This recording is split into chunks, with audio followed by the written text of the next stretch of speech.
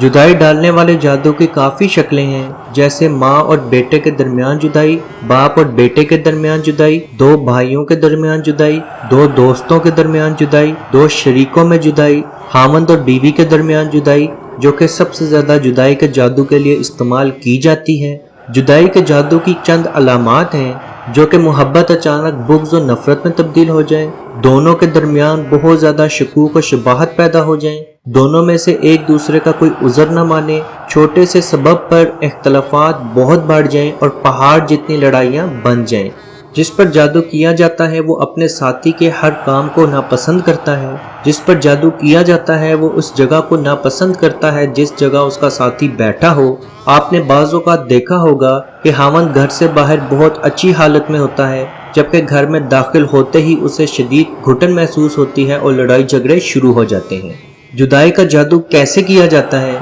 एक शख्स जादूगर के पास जाता है और उससे मुतालबा करता है कि फ़लाँ हामद और बीवी के दरमियान जुदाई डाल दे, तो जादूगर उससे हामद का नाम, उसकी माँ का नाम पूछता है, फिर उससे उसका कोई कपड़ा लाने का हुक्म देता है। अगर वो शख्स उसका कपड़ा नहीं ला सकता तो वो पानी पर जादू का अमल करके उसके रास्ते पे बहाने का हुक्म देता है। चनाचे जब वो उस पानी से गुजरता है और सुबह शाम के मसनून अज़कार नहीं पड़े होते तो उस पर जादू हो जाता है। या फिर वो खाने पीने की चीज़ों में जादू करके देता है, जिन्हें खा पी कर जादू का असर हो जाता है। जुदाई के जादू का इलाज कैसे किया जाए? तो इसका इलाज बहुत ही सिंपल है। जब आप जादू का इलाज करना शुरू करें तो मरीज के घर की फ़िज़ा दीनी बनाई जाए और इस घर में मौजूदा तमाम तस्वीरें बाहर निकाल दी जाएं, ताकि इस घर में फरिश्ते दाखिल हो सकें। याद रखें, जिस घर में तस्वीर लगी होती है, हाँ वो दीवार पे लगी हो या वैसे ही टेबल पे रखी हो, उस घर में फरिश्ते दाखिल नहीं होते।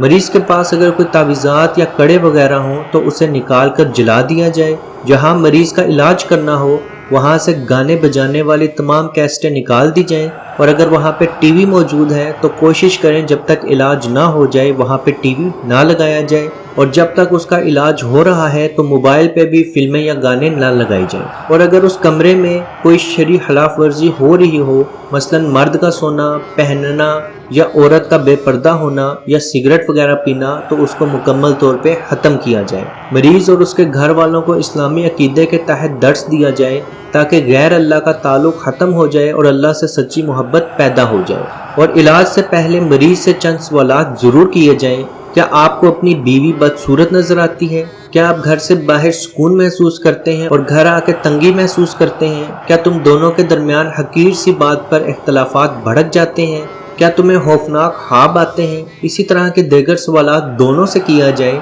जिन दोनों में से किसी एक के ऊपर अलामात ज़्यादा ज़ाहिर हों तो वही आपका मरीज़ है, उसी पे अपना इलाज शुरू कर दें। इलाज से पहले खुद भी वज़ू करें और अपने साथ उससे भी वज़ू करवाएं और बाकी घर वाले भी तमाम वज़ू कर लें। अगर मरीज़ औरत हो तो उसका इलाज उस वक्त तक शुरू ना करें जब तक वह मुकम्मल पर्दा ना कर ले और अपने लिबास को खूब अच्छी तरह कस न ले, ताकि दौराने इलाज बेपर्दा ना हो। अगर औरत से किसी शरई खिलाफ वर्जी का इर्तिकाब कर रखा हो, मसलन चेहरा नंगा हो, खुशबू लगाई हो या नेल पॉलिश लगी हो, तो उस हालत में उसका इलाज मत करें। औरत का इलाज इसके महरम की मौजूदगी में करें और महरम के अलावा किसी और मर्द को जाए इलाज में आने ना दें। ला हौला वला कुव्वता इल्ला बिल्लाह पढ़ते हुए अल्लाह ताला की मदद हासिल करते हुए इलाज शुरू कर दें। याद रहे कि जब भी आपने ये सूरतें पढ़नी है तो उनसे पहले आऊज़ु बिल्लाह और बिस्मिल्लाह मुकम्मल ज़रूर पढ़नी है। इलाज का तरीका कुछ यूँ है कि आपने उस मरीज़ के कानों में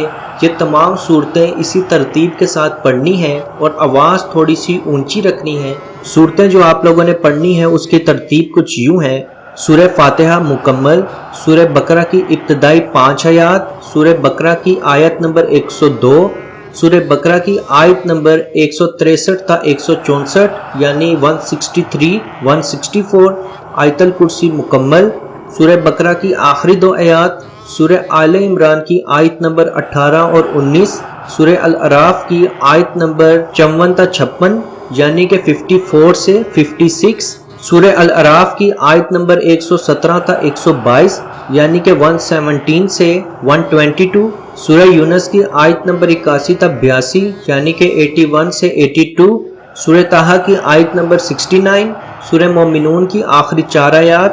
سورہ الصفات کی ابتدائی 10 آیات، سورہ الحقاف کی آیت نمبر 29 تا 32 یعنی کہ 29 سے 32، سورہ رحمان کی آیت نمبر 33 سے 36، سورہ الحشر کی آخری 4 آیات، سورہ الجن کی ابتدائی 9 آیات، سورہ اخلاص مکمل، سورہ فلق مکمل، سورہ ناس مکمل۔ جیسے ہی آپ مریض کے کانوں پر یہ اونچی آواز میں تلاوت کریں گے تو اس پہ 3 حالتیں طاری ہوں گی۔ پہلی حالت، یا تو اس پہ مرگی کا دوڑا پڑے گا، یعنی وہ اچانک زمین پہ گر کے بے ہوش ہو جائے گا، ہاتھ پیر ٹیڑھے ہو جائیں گے، منہ سے جھاگ نکلنا شروع ہو جائے گی، اور جادوگر نے جس جن کے ذریعے اس پہ جادو کیا ہوگا، یعنی جس جن کی ڈیوٹی لگائی ہوگی، وہ ظاہر ہو جائے گا، یعنی اسی مریض کے ذریعے وہ جن بولنا شروع ہو جائے گا۔ اور اس میں گھبرانے کی کوئی بات نہیں، اسے آپ آرام سکون سے ویسے ہی بات کریں جیسے ایک انسان سے کرتے ہیں۔ اس جن سے چند سوالات ضرور کریں، جیسے تمہارا نام، تمہارا دین، اگر وہ غیر مسلم ہے تو اسے اسلام قبول کرنے کی دعوت دیں، اگر وہ مسلمان ہو تو اسے بتائیں کہ جو تو کام کر رہا ہے وہ اسلام میں درست نہیں ہے، جو تو جادوگر کی باتوں میں آ رہا ہے وہ شرک ہے۔ اس سے جادو کی جگہ کے متعلق سوال کریں کہ جادو کہاں رکھا ہے، اگر وہ کوئی جگہ بتا دے تو فوراً کسی کو بھیج کے وہاں سے جادو نکلوا لیں، اور اس بات کو ہمیشہ یاد رکھیں کہ جن اکثر و بیشتر جھوٹ بولتے ہیں، اور بہت ہی کم جنات ایسے ہوتے ہیں جو سچ بولتے ہیں۔ ان سے پوچھیں کہ مریض پر جادو کرنے والا وہ اکیلا ہے یا اس کے ساتھ کچھ اور بھی جن موجود ہیں، اگر کوئی اور جن بھی اس کے ساتھ شریک ہو تو اسے بھی حاضر ہونے کے لیے پیشکش کریں، اور اگر جن آپ پہ جادو کرنے والے کا نام بتا دے اور وہ آپ کو آفر کرے کہ وہ اس پہ جادو کر سکتا ہے تو فوراً انکار کر دیں، کیونکہ یاد رکھیں کبھی بھی برائی کا مقابلہ برائی سے نہیں ہو سکتا۔ اگر جن جادو کی جگہ کے بارے میں صحیح بتا دے اور آپ نے وہاں سے کوئی چیز منگوا لی ہو جس میں جادوگر نے جادو کر رکھا ہے، تو آپ ایک برتن میں پانی لیں اور اسے اپنے منہ کے قریب کر کے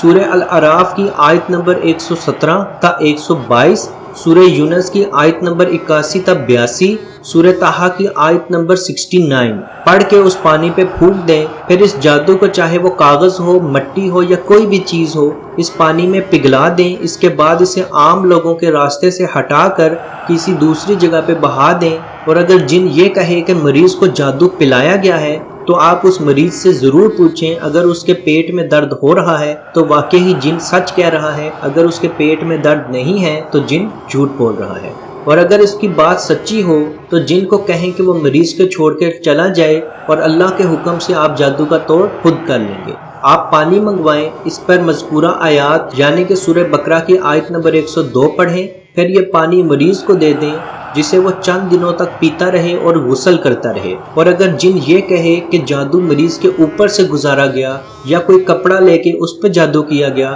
تو اس حالت میں پانی پہ مذکورہ آیت کو پڑھیں اور مریض کو اسے پینے اور چند دنوں تک حمام سے باہر غسل کرنے کا حکم دیں۔ اس کے بعد سڑک پر اس پانی کو انڈیل دیں، اور پھر جن کو مریض سے نکل جانے کا حکم دیں اور اس سے پختہ وعدہ لے لیں کہ دوبارہ اس کو تنگ نہیں کرے گا۔ پہلی حالت تو یہ تھی کہ اگر اس کو مرگی پڑے، دوسری حالت یہ ہے کہ مریض پہ دم کے دوران مرگی کا دورہ تو نہیں پڑتا، البتہ اسے چکر محسوس ہوتے ہیں اور اسے شدید سر درد شروع ہو جاتا ہے، اور ایسی صورت میں آپ مریض پر مذکورہ آیت والا دم 3 بار کریں۔ اگر اسے مرگی کا دورہ شروع ہو جائے اور پہلی والی حالت ہو جائے تو اس پہ باقی عمل وہی ہے جو آپ کو بتایا ہے۔ مریض کو آپ یہ بات ضرور کہیں کہ وہ نماز با جماعت پڑھے، اگر وہ عورت ہے تو وہ نماز کے وقت اپنے گھر میں ضرور نماز پڑھے، اور 1 ماہ تک روزانہ 100 مرتبہ لا الہ الا اللہ وحدہ لا شریک لہ لہ الملک ولہ الحمد وہو علی کل شیء قدیر،